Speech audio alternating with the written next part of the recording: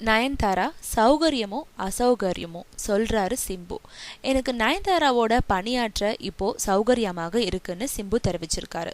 முன்னாள் காதலர்களான சிம்புவும் நயன்தாராவும் யாருமே எதிர்பாராத வண்ணம் பாண்டிராஜ் படத்துல ஜோடி சேர்ந்திருக்காங்க. படத்துல நடிக்க நயன்தாரா முதல்ல தயங்கினாலும் பின்னாடி ஒத்துக்கிட்டாங்க. சிம்புவும் நயனும் பல ஆண்டுகள் கழிச்சு ஜோடி சேர்ந்திருக்கிறது எல்லாரோட கவனத்தையும் பாண்டிராஜ் படம் பக்கம் திருப்பி இருக்கு. முன்னாள் காதலியான நயன்தாராவோட நடிக்கிறது பத்தி சிம்பு கிட்ட கேட்கப்பட்டது. அதுக்கு அவர் சொல்லும் பொழுது அவங்களோட நடிக்கிறது இப்போ சௌகரியமா இருக்குன்னு சொல்லியிருக்காரு. நான் நயன்தாராவை பார்த்து டயலாக் பேசும்போது மொத்த பட யூனிட்டும் எங்களையே பார்க்கறது தான் எனக்கு ரொம்ப அசௌகரியமா இருக்குன்னு சொல்லியிருக்காரு சிம்பு. வரும் பிப்ரவரி மாதம் 3ஆம் தேதி தன்னோட 30வது பிறந்தநாளை கொண்டாட இருக்கும் சிம்பு இமயமலைக்கு சென்று வந்திருக்காரு. சிம்பு கிட்ட இத்தனை நாளா திருமணம் எப்போன்னு கேட்டா முதல்ல தங்கைக்கு முடியட்டும்னு சொல்வாரு. இந்த நிலையில அவரோட தங்கை இலக்கியாவுக்கு வரும் 10ஆம் தேதி திருமணம் நடக்குது.